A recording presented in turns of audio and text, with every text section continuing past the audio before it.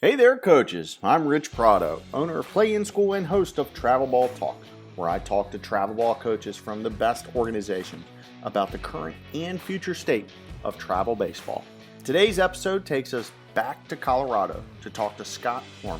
Scott is the Colorado Area Director for USA Prime. This is an interesting conversation that touches on why he made the decision to part ways with the brand he started to team up with USA Prime, which is a growing organization based out of Texas. I hope you enjoy this episode of Travel Ball Talk. All right, welcome back to another episode of Travel Ball Talk. Once again, we're visiting my second favorite state. I seem to go out there a lot recently. This will be our third conversation with a coach from the great state of Colorado. On the call today, we have the Colorado Area Director for USA Prime out in Colorado. That's Scott Hormann. We're going to talk a lot about USA Prime. If you've seen them on the internet, if you've seen them out at the ball field, it's an organization that is founded and based in Texas, but they have a growing presence in Colorado. So, Scott, welcome to Travel Ball Talk. How you doing, man? I'm doing great. Thanks for having me. Appreciate the chance to talk about USA Pride. Yeah, no problem. It's an organization I've seen growing over the last maybe year or so, and it sounds like a pretty cool story. I know their head guy Ryan Nelson has quite the story himself. We may have to have Ryan on the show at some point to give his background and his story. So, but I wanted to start a little bit with your story, but specifically, we spoke the other day, and literally the first words out of your mouth just really resonated with me, and I want to quote you here. Within the first few seconds of talking to you, you said, and I quote, "I've never gotten a kid a scholarship," and I intuitively, I knew what you meant. But can you talk about, why those words? Why did you lead with that, and why is that important for you to talk about? Well, here's the thing, and I want to make sure that people understand this. The reason I say never gotten anybody a scholarship is because, you know what, that young man has worked his tail off to become a great baseball player, or a good baseball player, or good at his craft. And that's the person who deserves the credit. Do we help? Do we train? Do we open doors? Do we talk to coaches? Absolutely. We do all those things. But there's not a college coach in the country that is going to call anyone here in our state or anywhere else and go, "Hey, I need a right-handed pitcher that throws 92. You got a kid?" And we're going to say, "Yeah, I got a kid." And they're going to say, "Okay, let's go offer him a scholarship." First of all, college coaches' jobs are too important to them, right? And they got to win, and they got to know, and they're not going to take sight unseen. There's not many people across the country that can do that. I'm sure there are guys out there that can call somebody and say, "Hey, I got a kid," and they say, "Okay, let's get him here."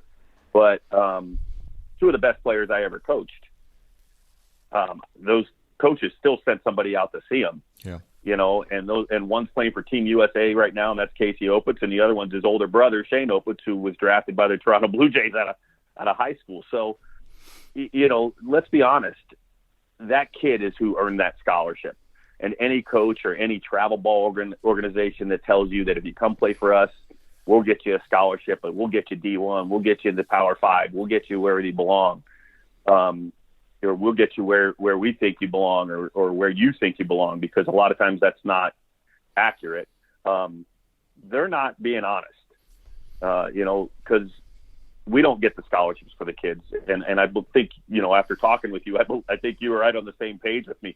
Those kids earn those scholarships. Every kid that's played in our organization has worked hard, and every kid that's moved on to play college baseball, which there are hundreds of, has earned that because of his hard work, his dedication to the game of baseball. And that's why I say that. Yeah, and I'll tell you what, I'll piggyback off that. Now, to take it one step further, last time I checked, high school coaches and travel coaches don't hand out scholarships to play college baseball either.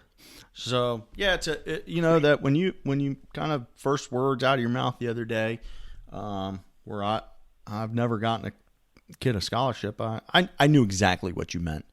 I knew exactly what you meant. It came from a great place, and I thought we'd lead with that. So I'll tell you what. But there's a lot of guys out there that'll tell you, hey, you come play for me, I'll get you a scholarship. Yeah. So that's kind of where that stems from. Just so you know. Yeah. So let's take a step back. Give us the quick history. Give us the quick history of Scott. How you end up out in Colorado, and walk us between that moment and USA Prime, because there's a few things in between. Oh yeah, there's a lot in between. I actually was a college football player and ended up in Colorado because I played football against Colorado State. I went to Eastern Michigan University, great MAC school, and played football against Colorado State. Was out here for 5 days and said, when I'm done, that's where I'm going. So didn't know anyone, didn't know much. My dad actually came out the same time when we played out here, and he fell in love with it, and he got transferred out here. So the only person I knew was my father. Came out here, started working jobs and trying to figure out what I wanted to do. And a couple guys came into a place I was working and started talking baseball to me. And all of a sudden I was coaching a 14U team and got the bug. And I started coaching that team and had a really good group of kids. And the next thing you know, I get to the high school level, and then I started an organization called the Colorado Chaos, which I started in 2005 and met my business partner now, Jason Livernoy, through that. He was living in Arkansas. He was a sports information director out there and came out and coached me for a year. And next thing you know, the two of us built this thing into a pretty nice club organization. We opened up our own indoor facility 3 years ago, and it morphed into something really special and grew and grew and grew, and just been helping kids play ball. We have youth, we have everything. We have youth. We have a Colorado Sticks organization for softball. We have a Colorado Chaos college team, and then obviously our USA Prime baseball for the high school players.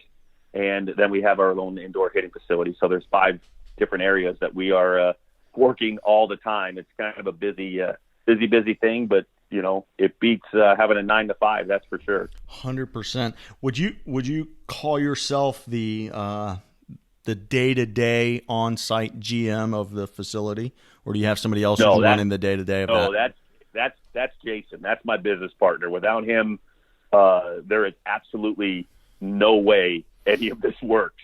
I would call myself the marketing, the coach, the GM of the teams, that guy.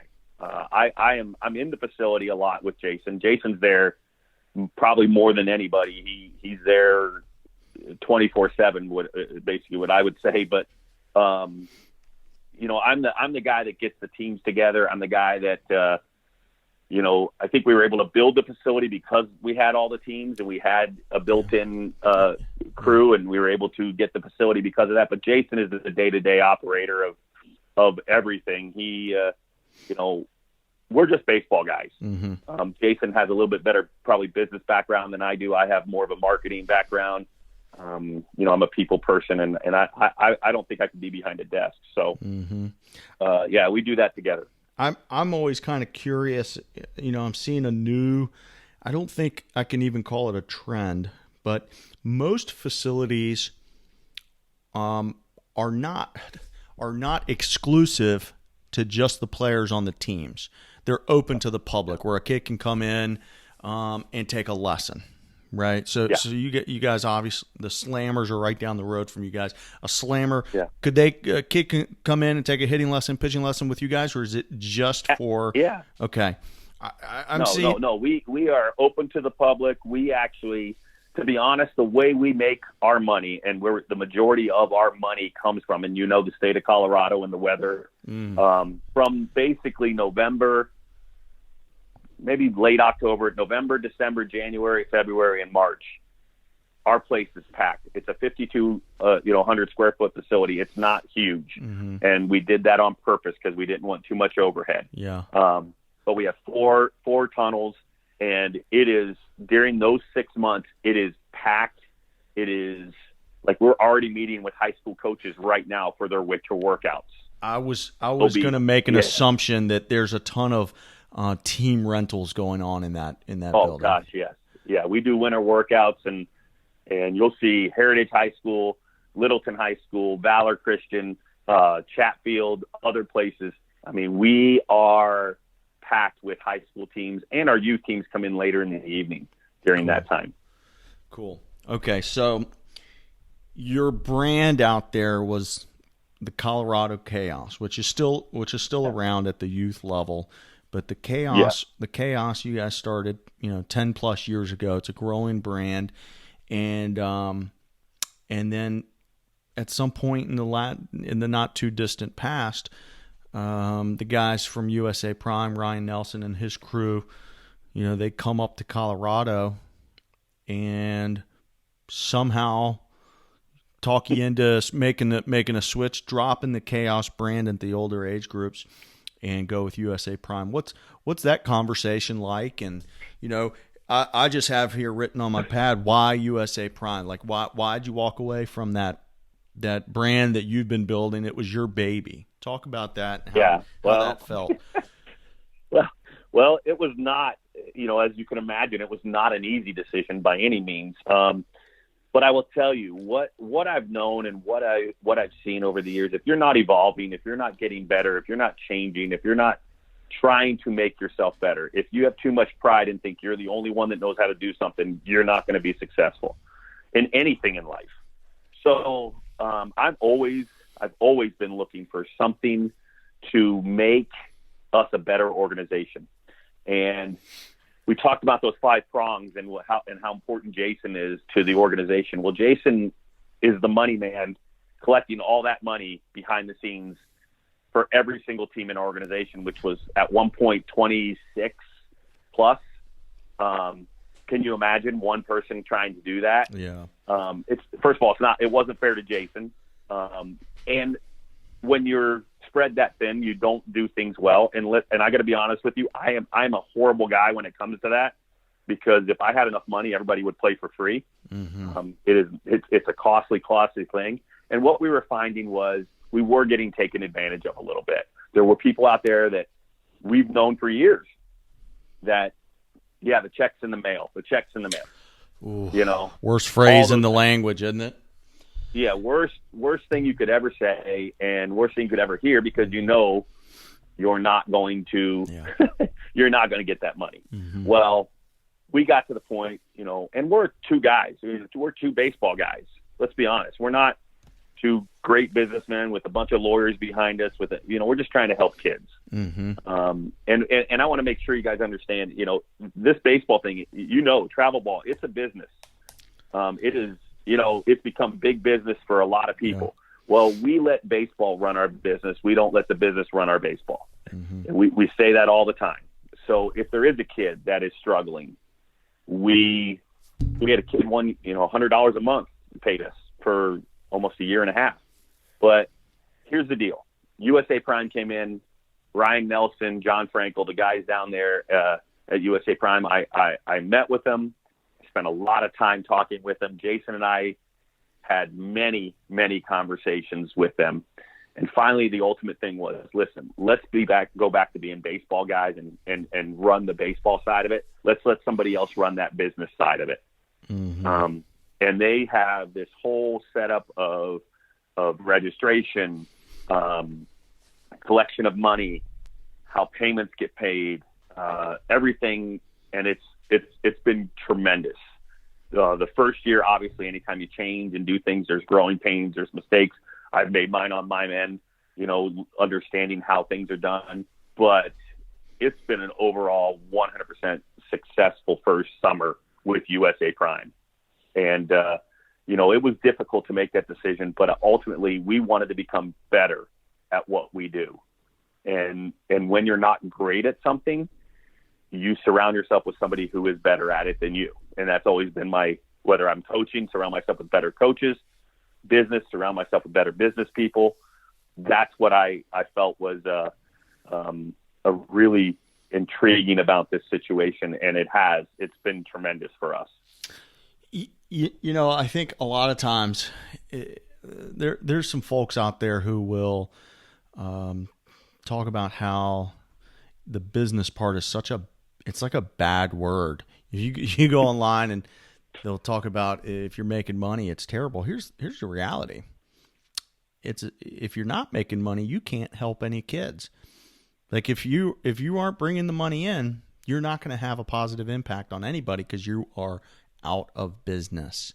That's a strong reality. It's the truth. Now I'm not saying go out and gouge people. Listen, I've said it 100 times on this show alone, where if you're providing a great service, then people are going to be happy to pay for it. But if you don't, nobody will pay for it, and then you're not going to be able to have the impact you want to have. And the point you've touched on, you talk about how you want to do the baseball stuff, and you're a baseball guy at the core of this thing. It sounds like to me that USA Prime is giving you the opportunity to offload some of that, that back office administrative piece, and like you wouldn't believe. Like you wouldn't believe. It's been incredible. Yeah. Like I call them, I say, hey, I need this. It's done. It's done the next day. Those guys, TJ Ladd is now there with Ryan Nelson and the two of them. If I call, it's taken care of the next day. I need a hat. I need this. I need that. I can't pay this tournament with a credit card. I need you to, I need a check. I need this, that, whatever it is. It's done, and they are tremendous at it. And let me tell you, they're baseball guys too. Yeah. And John Frankel, who is kind of the brainchild of this, I don't know if you actually knew that, but he was watching travel baseball and watching baseball in Texas and how things were running. He's got himself a son that's really good, a really nice player, and he didn't like it. So he took his business savvy and he said, let's make a model that we can recreate in other places. Yeah. And we are the first state other than Texas to be USA Prime. And don't be surprised in the next coming years, places in Arkansas and because I'm talking to my friends all across the country, about this and hey, let's go, let's turn this into a movement. And, I think it's coming. Let's take a short break from this call to talk about my day job, video. In 2019, if you aren't leveraging film to market your guys, you are doing them a disservice. So where do I come in?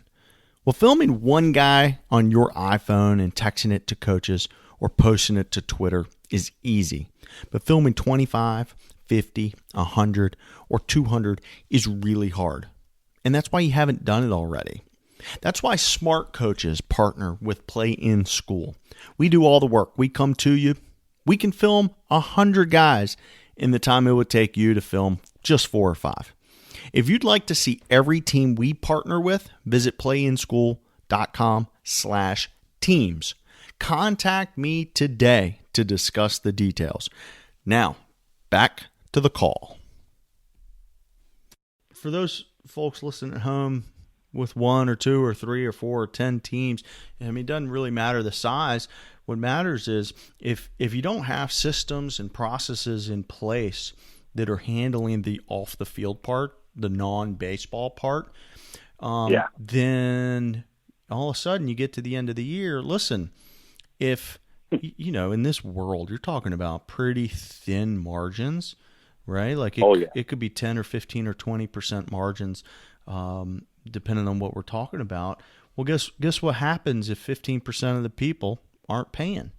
Get to the end of the year and you haven't made a single dime. Well, okay, we're not in this for the money, but your landlord needs rent paid. And, the cable guy, wants his cable so you can keep the internet turned on. And the power company, they want their. It's like, how do you do this stuff? And I don't think people think of that at all. Sometimes I don't think parents think of that. I don't think they understand that when we go to a tournament, and I'll just give you an example, perfect game tournaments are running anywhere from $1,000 to $1,200 Mm-hmm. to go to their tournament. Some of them, actually, the World Wood Bats are $2,500. Yeah. That's a lot of money. Yeah. Right. That's a lot of money. And then you have the uniforms, and you have the coaches. And let me explain something to you. At the high school level, you don't have dads volunteering. These are people that are getting paid. Right. Probably need to be paid more than what they're making at their high school. Yeah. And so there's a lot of money involved, and you get it. You understand it. All these people need to be paid. Yeah. And we're at, what's great about the USA Prime model is our coaches are paid very well. Our instructors, because we instruct 2 days a week. During the summer, we're on a field one day doing defensive things, and then we're in our clubhouse hitting one day. So, the instructors have to be paid. Everybody has to be paid. Yeah. And, so USA Prime has allowed us to put that model into use and has allowed us to be successful at it. In our first year, we are much more successful this year than we have been, because we're not spending our time sending emails, phone calls. When are we getting paid? Hey, and we don't have to make those. And let me tell you, we fall in love with these kids. Mm-hmm. So here's the deal: mom and dad don't pay, but that kid has no idea that mom and dad hasn't paid. Yeah. And I'm not the one that's going to say, "Hey, listen, your parents haven't paid. You can't play." Listen, and I don't want this to come across. And it's like we're saying, pay. Some of it goes back to systems and processes where sometimes when you don't have the systems and processes in place, it's not even about mom or dad didn't want to pay or mom and dad don't have the money in the account. It's about there wasn't a system that got that got that invoice to the parent on time so that they could in turn pay for it, or there wasn't a system in place that allowed for, the automatic deduction right out of their account.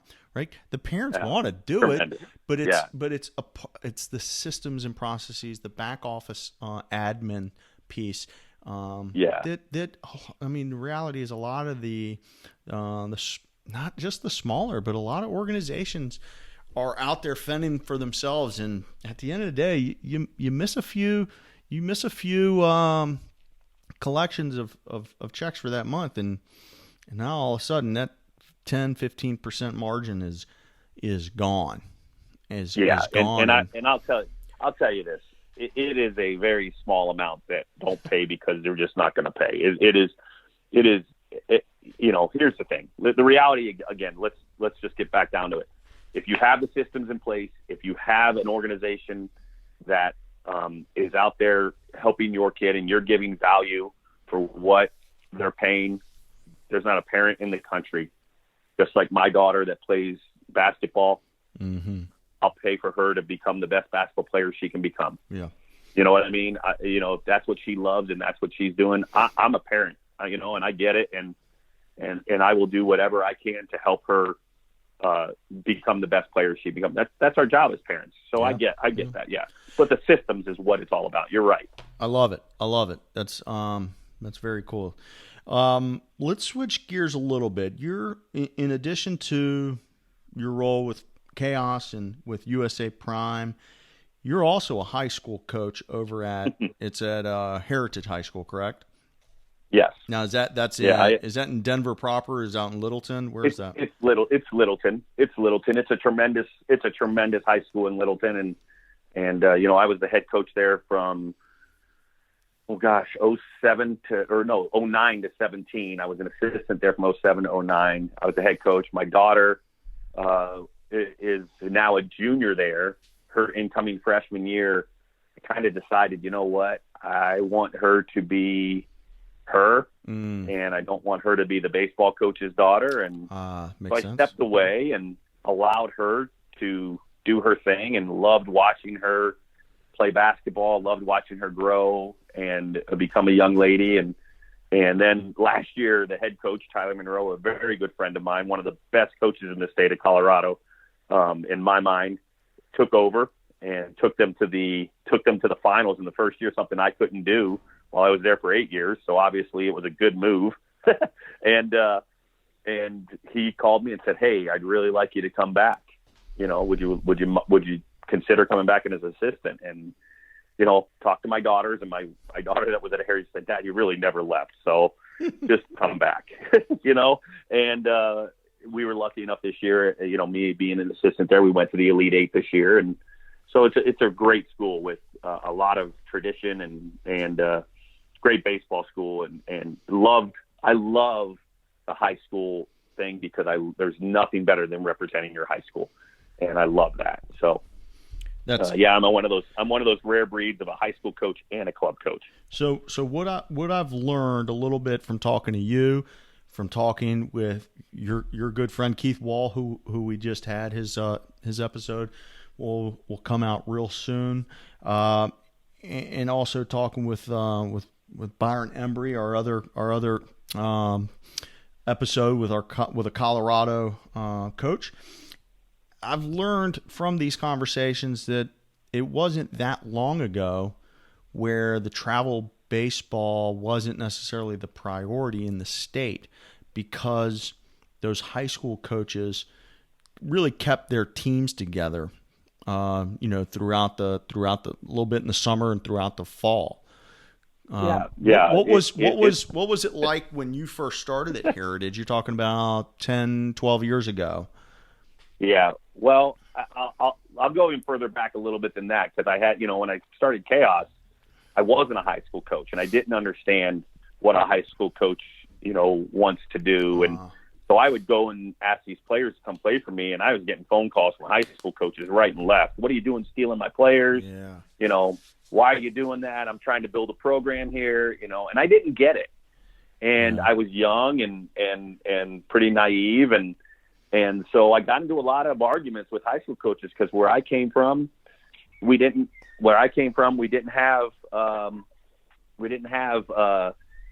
play for our high school coaches in the summer. We played for summer programs. In fact, our high school coaches weren't allowed to coach us in the summer. Right. So it was a much different thing back in Ohio. But when I became a high school coach, I started to understand what they were going through and why they were upset, because you invest your time all winter and all spring with these kids, and then you want to see them continue to grow, and just for them to go off and play for their club team. Now, I understand the kids' point of view and the parents' point of view also. So what I did was I created and tried to get as many kids to play for my club organization in the summer.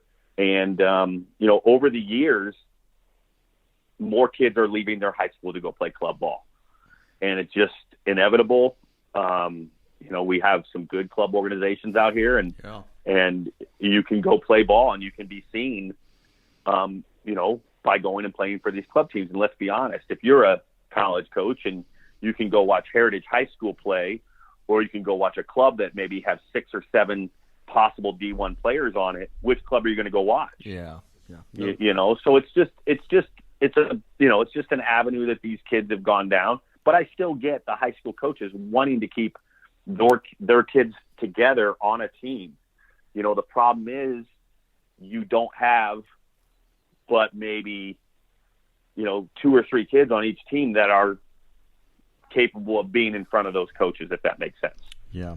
So the club way is the way it's gone. So how was the importance of communication between when you were running the travel ball and you were trying to build that program at the older age group? How important was the cooperation and the communication with those high school coaches? Well, they were very defensive. High school coaches were very defensive at that point in time. They didn't want to communicate with you. They were pretty upset with you for taking their player. Now, over time, it's gotten better and better where a high school coach, in fact, one of the models within our USA Prime is bring your high school team in to USA Prime, coach your kids in the summer, and then we'll take those kids that are capable of playing at that high level to the big showcases from within the organization. So I've kind of molded it a little bit to the point where a high school coach can come in and coach his kids under the USA Prime umbrella. He doesn't have to collect money. He doesn't have to do anything. He just gets to coach his kids, and he gets paid pretty well, more than he would make at a high school. And then we'll take his top 3 or 4 kids from his team, and at the end of the summer or in the fall, we'll go to some major showcases. So, the team I coach has 12 different high schools represented. So there are two kind of different ways to do it. But the communication within our USA Prime has become great because now, a high school coach can go, hey, I've got 2 kids that really belong on that top team, but I'd like to coach my other 14. Mm-hmm. Well, come on in. Let's get you going. And we'll still do the instruction with our college kids and our instructors within the USA Prime organization. We'll still do your Tuesday, Wednesday instruction. We have a group up at Northland, which is about 45 minutes away. Every Tuesday and Wednesday, we have 3-4 instructors that go up and work just with that team. Yeah, it's such an interesting thing. I wonder, you look around the other states, and during the summer, the high school coaches, pretty much hands off. By rule. Yeah. And in a lot of places, fall is often what I would describe as limited, right? So there might be hours or days or whatever that they can have direct impact with their players. So that makes the travel thing kind of necessary, mandatory, really, for the kids to get better. So absolutely, it's a very different model here in Colorado. Has there ever been talk of kind of making a season where the high school coaches would have to be hands off, or it's just the way it is and they're going to keep it the way it is? No, I think in our state, I think it's going to stay the way it is for quite a while. Yeah. I can see it changing 15, 20 years down the road, but for now, honestly, I think these high school coaches love coaching their kids. Yeah. I think they love the summers. It's relaxed. They're able to teach more. You're trying to put 23 games into 2 months, basically 2 months because of weather here for high school ball. In fact, Heritage, I think we had 5 practices on the field this year. Unbelievable. During the high school season because of the weather. We just weren't able to practice. We practiced indoors and stuff, but 5 team practices where we were able to do team defense, bunt defenses, everything on the field, up until the playoffs. But our regular season, I think we had 5 practices. Unbelievable. So you're in a position, and remember, you have 4 teams in a high school or 3 teams in a high school, and you have 1 field. Mm-hmm. So it is very difficult, and I think high school coaches, and I would agree with them 100%, really love being able to be with their kids in the summer because that's where a lot of the teaching goes on, and they're able to be with their younger teams and be part of their younger teams and really get to know the kids. And so I hope it stays the way it is. Yeah. I have no issue with the way it is. I would love to work with every high school coach in the state, obviously. Do they play an official schedule during the summer? I know. Oh, you mean our the high school teams? I know the state. Well, the state title is going to take place in May or June or whatever. But then after the state championships, do they kind of reset the schedule? No, they play tournaments. They basically play tournaments. They're playing against some of the travel ball teams. Okay. In other words, I'll be like, if we're in a local tournament here, we could be playing Smoky Hill High School. I gotcha. And then it's a travel ball team against the high school team, which doesn't always have equal ability. Yeah. But you play ball, you play who you're playing, and you get better, and that's what you do. So there's always opportunity to learn and get better and teach. And our parents on my team, we struggle because we're 16Us, my team is, and even when we're playing 17U, when we're playing against the high school team, we're just we're a better team just ability wise, and so we don't really get the challenge until we go out of state. And that's what we're getting ready to do. So speaking about that, when I spoke to Byron, and if those of you guys haven't heard that episode, you can go back and find it at playinschool.com/Embry. We spoke at length about many of the challenges of baseball in Colorado. So we don't have to repeat every single one. Your guys are going to have many of the same challenges. I mean, it's the things like the weather, which you just talked about, getting on the field. It's not only the weather and the climate, but also the altitude. If people don't think that altitude is a real thing, then I got another thing for you. And then you just mentioned travel, right? Because Colorado is not it's not the destination for the big baseball tournaments. Before we hit record, we were talking about many of the big softball tournaments that happen in state, because there's a bunch of softball facilities right there in Denver. You mentioned a big one called the Firecracker, and I know that Triple Crown runs a huge one up in Steamboat, but that doesn't really help you out from a baseball standpoint. So that means you gotta hit the road. Talk to me about hitting the road with your guys. Well, it's funny you said that, because I leave on the 12th for Arizona, and then I leave right from there and go to Houston, two of the hottest places in the world in July, or in the United States in July. I'm not real smart, I guess, but that's where the scouts are. That's where the people are. That's where the baseball is. So that's where you have to go. Yeah.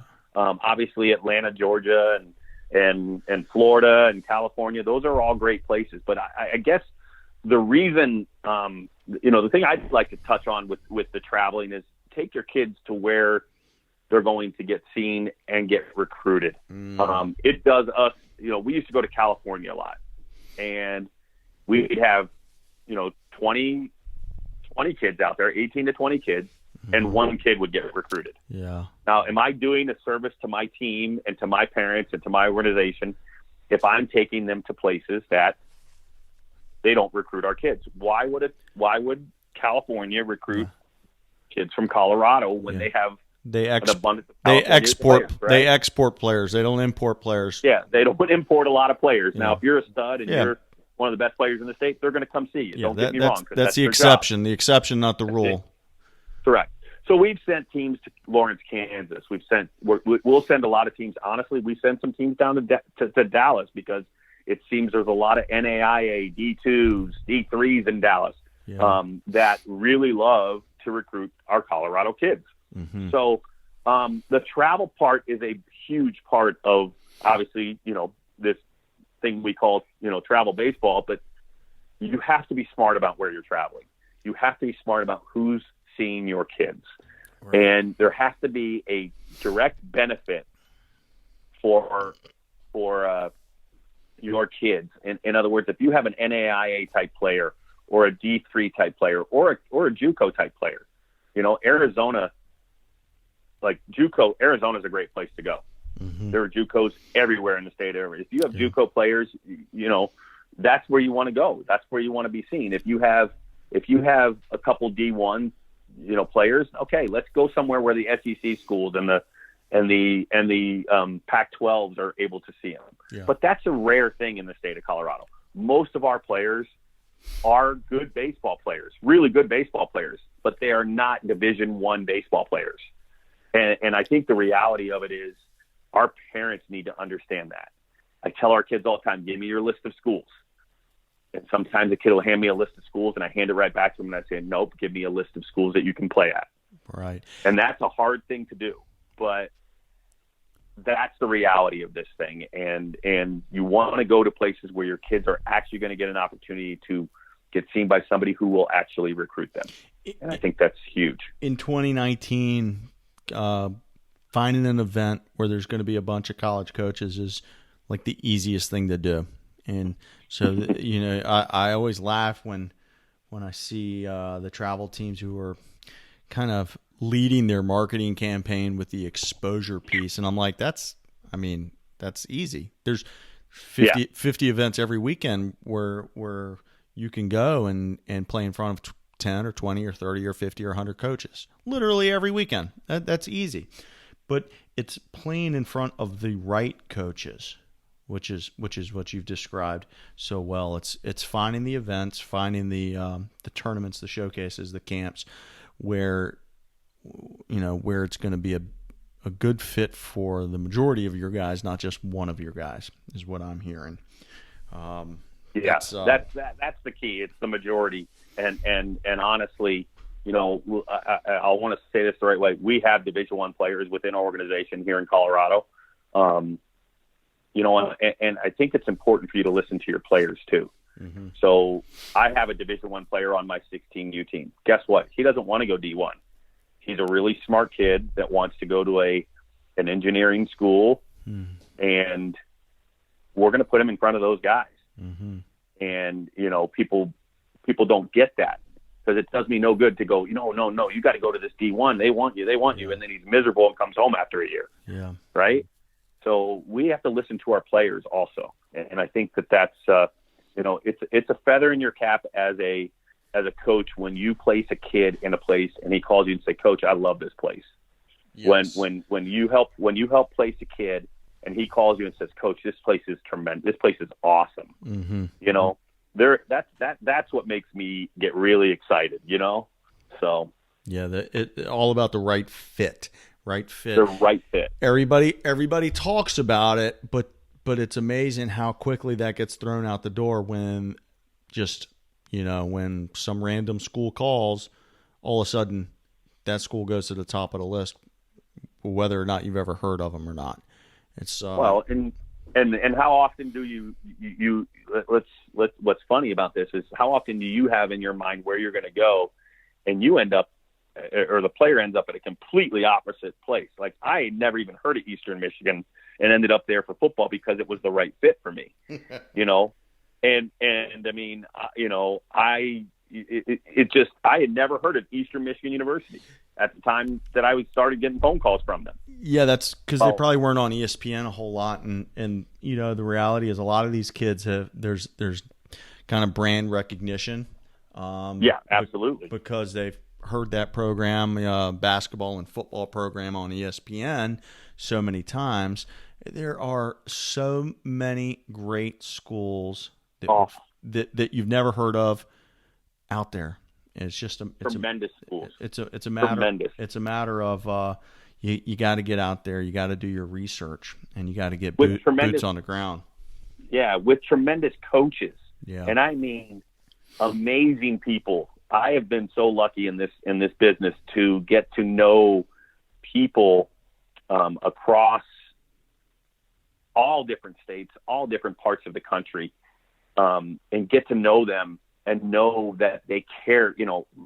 Hey, college baseball is a business, obviously a big business now. You watch the College World Series and everything, but these guys are still educators. Mm-hmm. These guys still care about these kids. They care about their families. They care. That's what a coach is. It's not who you see on TV. I, from firsthand experience, Coach Van Horn at Arkansas, he is one of the greatest men that I have had the opportunity to talk with. And Casey Opitz is having the time of his life there all the way. But I've got a guy named Chris Monomog who was the head coach at Fort Scott for years. And watching him, he was no different than Dave Van Horn and how he approached teaching kids. So it doesn't matter where you go. You find the right fit, the right coach for you as a player, and you will be successful. Mm-hmm. And I love it. I love awesome. It. It's one of my favorite things, man. I get pumped up talking about it. I really do. Let's talk about, I always talk about the state of travel baseball. I kind of usually bring it up as the good, the bad, and the ugly. What are we seeing right now? Out in I know you got to leave the state of Colorado, but what are you seeing right now as far as the good, the bad, and the ugly? What are the best things you're seeing right now, and do you see any areas for improvement? Has anything kind of made you go, gosh, I think if we tweak this one little thing, I think it would be beneficial for everybody. What do you see out there? Yeah, here's the good. The good is in the state of Colorado, the good is the amount of players that are playing the game of baseball in the summer and getting better. It's rising every year. It is becoming a tremendous state for baseball. When I first got here, Colorado, you could get a pitcher out of here, a couple pitchers maybe, but now position players are going to big time schools. This year was one of the first years we didn't have a player drafted out of high school. Not because there weren't high caliber players and draftable players, but I think all those players wanted to go to college and play college baseball because, they're seeing that the benefits of going to college and playing baseball in college. The coaching is getting better and better at the high school level and the club level. And I'll put a feather in the USA Prime cap. I believe that USA Prime and their model of teaching and instructing a couple days a week and then playing the tournaments, I think that's a great model for any club out there. We instruct, we teach, we are teaching the game of baseball to those high school players. And let's be honest, and you've probably seen this, and there are a lot of kids that get to their freshman year of high school baseball and have not been taught the game, and so the teaching of the game is what's really important. That's the good in the state. I really believe that that's the good. The bad is, as good as the players have become, the actual competition within the state, it's not as great anymore. The teams that are really good teams in our state are very, very high level teams. There's not as many of them now. In other words, we used to have a Connie Mack state tournament that had 8 teams in it that anyone could win it at any year. And it got to the point that we just couldn't put 8 good teams in there because maybe they're all playing for us or they're playing for another organization. And that organization, you can't have 4 teams from the same organization in the Connie Mack, you know what I mean? And so the actual on-field competition with each other is not as good. It really isn't. And, that's kind of probably what I would say. So when we go off and those really good teams go off and play in Florida and Texas and in California and Arizona and all those places, they are competing better. Our USA Prime Monroe team went out to Georgia and played in a PBR event out there, and they made it to the semifinals, which in the past Colorado would go 1-3. And so I'm seeing a lot of our teams go out. We just had a USA Prime team go to Florida and went 4-2 out there and played really well. And the games they lost, they were competitive, and so it's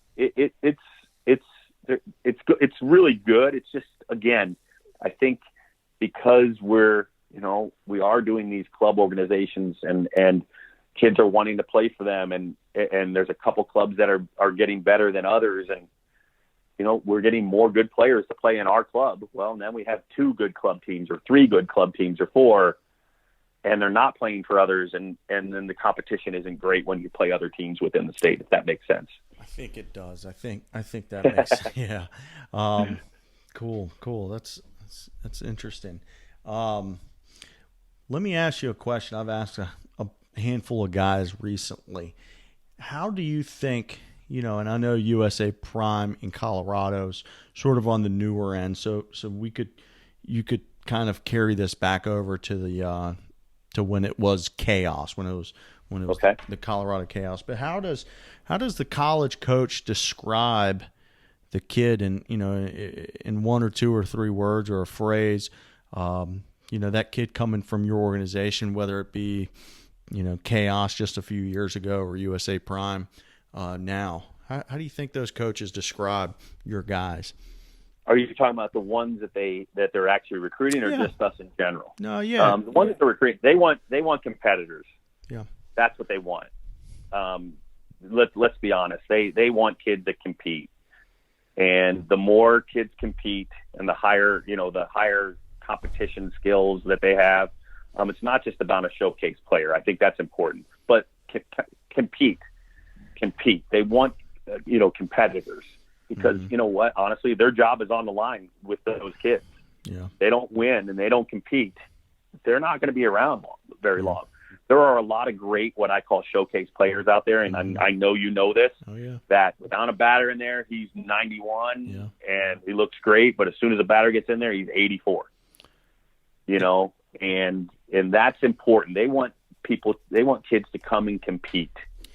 Are you seeing kids? Colorado is a little different than you know, these southeastern schools where you can get on the field all year round. Are you seeing kids that are just baseball players year round, or are you seeing kids who are heading up to the mountains and bombing down black diamonds on their skis or snowboards, or are they playing some hockey in the winter? You know, are they getting off the baseball field and doing some of those things out there? They do, but not as much as they used to. It has become, like I said before, and it's a big business, and these parents are paying money for their kids because they ultimately have the goal of getting a scholarship, right? And so they are spending their time, you know, they'll go on indoors, field, whether it's indoors, hitting, getting all their measurables. Mm-hmm. The other thing they're doing is they're really spending time in the weight room more than they ever have. Yeah. And that's a big thing for us. And I would tell you, I'll say something about the state of Colorado, because I think a lot of coaches, college coaches especially, like this about the state of Colorado. Our kids, they see the biggest jump their freshman and sophomore years of college as far as their ability. And the reason that is because for the first time in their life, they're able to be on the field year round. Right. You know what I'm saying, right? They get more, you know, because we really don't do much November, December other than hit indoors and do our bullpens and our weightlifting. We can't be on a field. Yeah. So when they're on that field, they love it. Those reps they have that first year of college make up a higher percentage of total reps in their life. Does that make sense? I don't know if I described that right. No, that makes sense. Okay. Yeah, they're getting more reps in that 1 year than they probably have in their entire previous career. Yeah. You know, in high school, it's just that's just the way it is, and so, you know, they love the fact that they can take a kid that they see with the athletic ability, the competitiveness, and the grades, and a good kid, all those things together, and they can take that kid and they go, wow, in 2 years or a year and a half from now, this kid could be amazing. And so the upside for our kids in Colorado, it's there. You know, you don't have a lot of pitchers that, you know, are throwing winter showcases and winter things. And so their arm, they rest their arms in the winter. So it's a great thing. I think that the anybody who recruits this state knows it's a hidden gem for college coaches. You know, I'm thinking back to my conversation with Byron about, he described it as, for the pitchers at least, they wouldn't get ramped up until the fall because the spring is so wet. You know, the snow melt and the continued snow throughout the entire spring, and then the typical summer schedule. Well, if you're playing, you know, a lot of these things are Friday, Saturday, Sunday, and then you mix in a longer week-long event, you know, down in Georgia or wherever. But as far as like your innings go, right? Like you're not getting to kind of peak performance until later in the year. I would agree. You know, I think Byron on that. Yeah. I think it made sense the way he described it. And our weather here, just so you know, the best time to play baseball is in the fall. I think it is that goes here. That's definitely true for most of the country. It's not just Colorado. Yeah. Don't get me started, but I'm for some reason don't like baseball in the month of February or March. Yeah, it's not. I would agree with you there. It's insanity that we're scheduling baseball games in February and March anywhere in the country. Yeah, but I would agree with you. I'll try and not get on this soapbox about that. Well, listen, man. Listen, I've really enjoyed this. I think we went a bunch of different directions. Kind God, I gotta get back out to Colorado's. Yeah, no other you need way. to come out. You need to come out and spend some time out here. And like you already have, you told me you spent a lot of time out here. I will tell you this: I came here in 2000, and let's see, I take that back. I came here in 92, and I'll never leave. So, it is gorgeous. It is beautiful, and it's a great place to live. One of the things that when I'm talking about these big national events, gosh, I wish these guys would put it in a more desirable location. I've yet to hear anybody who wasn't going to a baseball tournament say that they wanted to take a vacation to Atlanta, Georgia. Right? Yeah. So Colorado needs to put in some big baseball complexes so that y'all can host some of these events, because there is no better place in the country to be during the summertime than up in the mountains. It's incredible. Yeah, I will tell you this. That is one of the goals of USA Prime. As we grow our organization, they are building a 4-field complex in I believe Denton, Texas right now. Mm-hmm. They are building complexes. Uh-huh. They are building their own indoor facilities.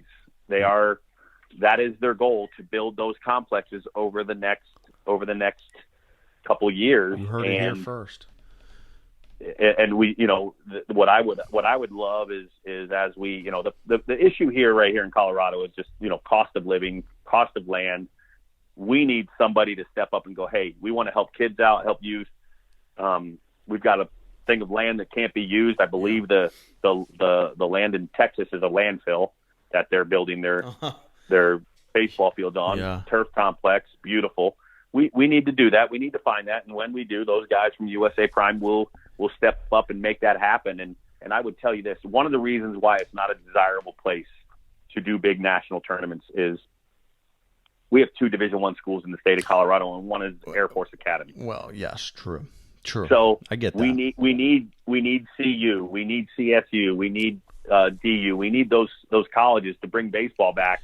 Yeah. And have that offer for kids to play, because if CU brought a team back, they could compete in the Pac-12. I truly believe that, because it's such a desirable place to, Boulder, Colorado is such a desirable place to go and be part of. So, yeah. That if we have those things, I think you'd see a complex here, and I think you'd see some major, tournaments out here. But right now, 5-Tool comes out here, Pastime comes out here. Perfect Game does something here in the fall, but there's not a lot. You're right. Yeah, cool. Well, listen, I'm going to put all your contact info over on the show notes. Will be over at playinschool.com/Hormann. That's HORMANN. And if you want to track down Scott, his Twitter is at Coach Scott 11, at Coach Scott 2 T's 11. And all that stuff will be over there. All the contact info, all the links to USA Prime, their Twitter, and their website will all be over there. Scott, I appreciate it, man. This has been a lot of fun. I gotta pack my bags and dust off the whitewater kayak and head back to Colorado and see some baseball and see some of that whitewater I used to run back in the day. There you go. So. Well, hang on 1 second, man. I'm gonna hang this phone up, but I'm gonna keep you on the line for just 1 second. All right? Awesome. Thank you. Thanks for having me. You got it, man. I'm having so much fun bringing these shows to you each week. If you'd like to recommend a coach for the show, please don't hesitate to shoot me a note at rich@playinschool.com or DM me on Twitter at playinschool. Again, my name is Rich Prado. I'm the founder of Play in School. My goal is to continue to create products and services that add value to you, the travel ball coaches, your players, and their parents. Visit playinschool.com to see some of the ways we're doing that. Or better yet, let's set up a call. Until next time, thank you for listening to Travel Ball Talk.